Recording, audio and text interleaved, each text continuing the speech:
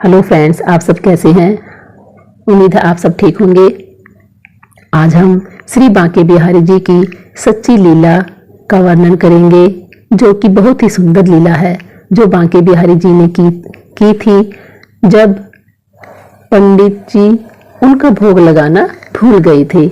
आओ हम लीला का वर्णन करते हैं। श्री बांके बिहारी जी के मंदिर में एक पंडित तो सुबह का भोग लगाते हैं, आरती पूजा करते हैं, अर्चना करते हैं, श्रृंगार करते हैं श्री बांके बिहारी जी का।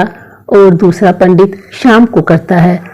शाम की आरती, कीर्तन, भजन, भोग लगाना, श्रृंगार करना, ये दूसरा पंडित शाम को करता है।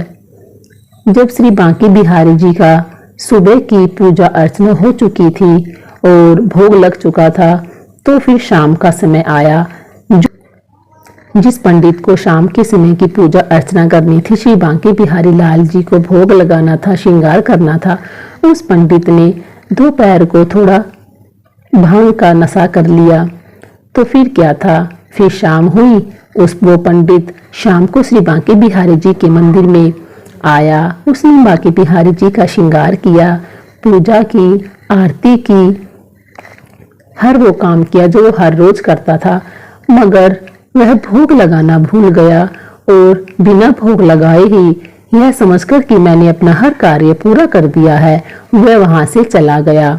जब श्री बांके बिहारी जी ने थोड़ा इंतजार किया कि भोग लगाएंगे, मगर रात के 9 बज गए, तब भी भोग नहीं लगा, तो श्री बांके बिहारी जी ने अपनी लीला आरंभ कर दी। श्री बांके बिहारी जी ने एक सुंदर से बच्चे का, एक सुंदर से बालक का रूप बनाया, जो बिल्कुल एक ऐसा बालक लग रहा था जो कि राजघराने से है।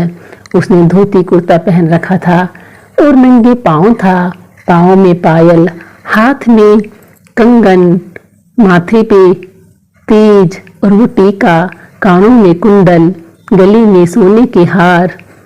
कितना सुंदर और कितना प्यारा बालक लग रहा था। उसने सोचा, आज क्यों न मैं ही चलूं बाहर, अपना भोग लगाने के लिए कुछ लेकर आऊं। तो वह अपने मंदिर से बाहर चल पड़ता है। रात का समय था, मोस्टली सारी की सारी दुकानें बंद हो चुकी थी, सिर्फ एक लाला की दुकान खुली हुई थी। वह लाला भी अपनी दुकान को बंद करने ही वाला था और वह अपने गुल्लक में से अपने पैसे वगैरह, अपने रुपए वगैरह इकट्ठा कर रहा था, उनको गिन रहा था। तो वह बालक रात के अंधेरे में उस लाला की दुकान पर आकर बोला, लाला मुझे एक थाल जलेबी दे दो। वह लाला उस बालक को देखे बिना ही बोला, पहले पैसे लाओ, फिर जलेबी का थाल ले लो। उस बालक ने कहा, मेरे पास तो पैसे नहीं हैं। तो लाला ने उसकी तरफ देखे बिना ही, क्योंकि उसका ध्यान तो अपने पैसे गिनने में था, अपने गुल्लक को संभालने में लगा हुआ था, वह बोला, पहले पैसे लाओ फिर मिलेगा थाल। तो उस बालक ने कहा, मेरे पास पैसे तो नहीं है, ये लो मेरे हाथ के कंगन ले लो। तो उस लाला ने कहा, ठीक है रख दो। तो उस बालक ने अपने हाथ से कंगन निकाला और उस लाला के पास रख दिया। उस लाला ने उस कंगन को उठा के देखा और सोचने लगा, यह तो बिल्कुल राजघराने का कंगन है। और वह लाला बोला, बहुत प्यारा कंगन है, कितना अच्छा और कितना सुंदर है, ले लो थाल। तो उसने उस बालक को एक जलेबी का थाल दे दिया और वह बालक उस जलेबी के थाल को उठाकर अपने छोटे छोटे पैरों से भागता हुआ अपने मंदिर में जाकर बैठ गया और उस थाल को खाने लगा। और उस थाल को खाकर कुछ जलेबी के टुकड़े उसी थाल में रह गए और उस थाल को वहीं रख दिया एक साइड में। तो फिर क्या था, फिर अगले दिन जब पुजारी पंडित वहां आए, श्री बांके बिहारी जी का श्रृंगार करने लगे, उनकी आरती करने लगे, तो सब देखने उस पर। अगले दिन पुजारी सुबह मंदिर में आए, श्री बांके बिहारी जी का श्रृंगार किया, पूजा अर्चना करने लगे, तो उन्होंने देखा श्री बांके बिहारी जी का एक कंगन गायब है। यह क्या, यह कैसे हुआ, कौन आया था रात को मंदिर में जिसने कंगन को चोरी किया है, क्या बात है। यह बात धीरे धीरे सारे वृंदावन में फैल गई। सभी कहने लगे कि पता नहीं श्री बांके बिहारी जी का कंगन कहाँ गया है। पंडित पुजारी भी दुखी हो गए, क्योंकि पंडित पे ही चोरी का इल्जाम।